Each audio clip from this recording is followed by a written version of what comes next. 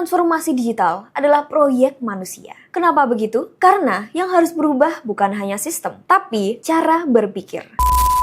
Berapa banyak organisasi yang sudah menghabiskan miliaran rupiah untuk teknologi seperti upgrade sistem, implementasi aplikasi, migrasi ke cloud, dashboard di mana-mana. Bahkan, sekarang sudah mulai berlomba-lomba menggunakan AI. Tapi, pertanyaannya, apakah organisasi Anda benar-benar berubah? Atau jangan-jangan yang berubah hanya teknologinya? Sementara, cara berpikir, cara bekerja, dan cara mengambil keputusan masih sama seperti 5 tahun yang lalu. Karena faktanya, transformasi digital gagal bukan karena teknologinya, tapi transformasi digital gagal karena kepemimpinannya. Dan disinilah peran seorang CIO menjadi sangat menentukan. Saat ini, kita sedang hidup di masa yang tidak pernah terjadi sebelumnya, di mana perubahan terjadi bukan setiap tahun, bukan setiap bulan, tapi hampir setiap hari. Hari ini muncul teknologi baru, besok muncul kompetitor baru, lusa muncul model bisnis baru. Dan yang paling menakutkan, kadang ancaman terbesar organisasi bukan berasal dari pesaing yang sudah kita kenal, tapi dari suatu hal yang bahkan belum kita lihat hari ini. Sebagai pemimpin,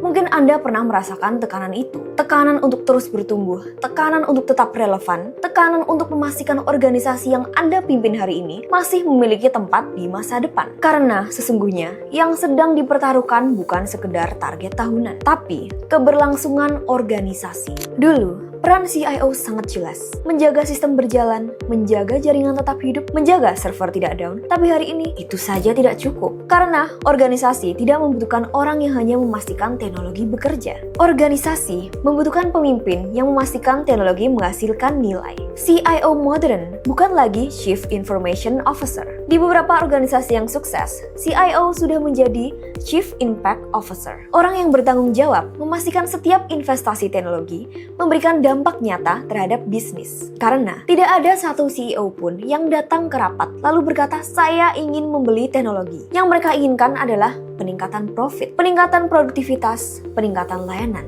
dan peningkatan daya saing. Dan teknologi itu hanyalah sebuah kendaraan untuk mencapainya. Akhir-akhir ini, sudah banyak organisasi memiliki teknologi yang sangat canggih. Dashboard ada, data ada, AI ada, automation ada. Tapi, keputusan penting masih dibuat berdasarkan perasaan, masih berdasarkan asumsi, masih berdasarkan menurut saya. Ironis nggak sih? Kita hidup di era data, tapi masih sering mengambil keputusan tanpa data. Kita bicara artificial intelligence, tapi kadang organisasi masih kesulitan mendapatkan satu versi data yang benar. Dan inilah yang membedakan CIO biasa dengan CIO strategis. CIO strategis tidak bertanya, aplikasi apa aja yang harus dibeli. Mereka bertanya, masalah bisnis apa yang harus diselesaikan. Mereka tidak bertanya, teknologi terbaru apa yang sedang tren. Mereka bertanya, bagaimana teknologi membantu organisasi memenangkan persaingan. Karena fokusnya bukan di teknologi, fokusnya adalah dampak dan hasil. Ada beberapa bagian transformasi digital yang paling sering dilupakan. Transformasi digital bukan proyek teknologi. Transformasi digital adalah proyek manusia. Kenapa begitu? Karena yang harus berubah bukan hanya sistem, tapi cara berpikir, cara bekerja, cara berkolaborasi, cara mengambil keputusan, dan mengubah manusia. Ini jauh lebih sulit dibanding mengubah teknologi. Pada kenyataannya, server tidak pernah menolak perubahan, software tidak pernah mengeluh, tapi manusia punya ketakutan,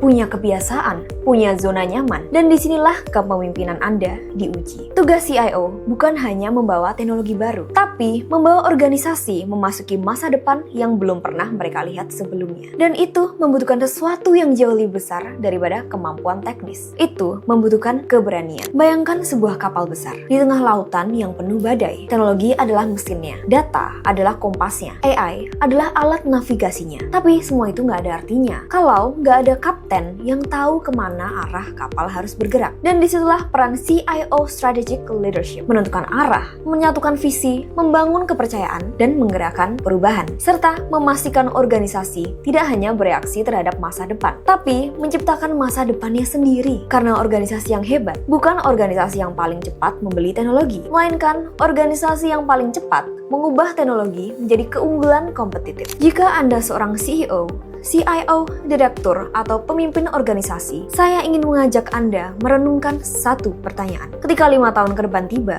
apakah organisasi Anda akan menjadi pihak yang mendisrupsi pasar atau justru menjadi pihak yang didisrupsi? Karena Keputusan itu sebenarnya sedang dibuat hari ini melalui strategi yang Anda pilih, melalui budaya yang Anda bangun, melalui keberanian Anda untuk berubah, dan melalui kepemimpinan yang Anda hadirkan. Pada akhirnya, transformasi digital bukan tentang teknologi, bukan tentang cloud, bukan tentang aplikasi, bukan tentang AI. Transformasi digital adalah tentang kepemimpinan, tentang kemampuan melihat peluang ketika orang lain melihat ancaman, tentang kemampuan menciptakan arah ketika orang lain melihat ketidakpastian, dan tentang keberanian membawa organisasi menuju masa depan, bahkan ketika jalannya belum sepenuhnya terlihat. Karena teknologi bisa dibeli, sistem bisa diimplementasikan, tapi kepemimpinan tidak bisa dibeli. Kepemimpinan harus dibangun. Dan di era digital seperti sekarang, masa depan organisasi tidak ditentukan oleh teknologi yang dimiliki, melainkan oleh pemimpin yang mampu mengubah teknologi menjadi nilai, menjadi pertumbuhan,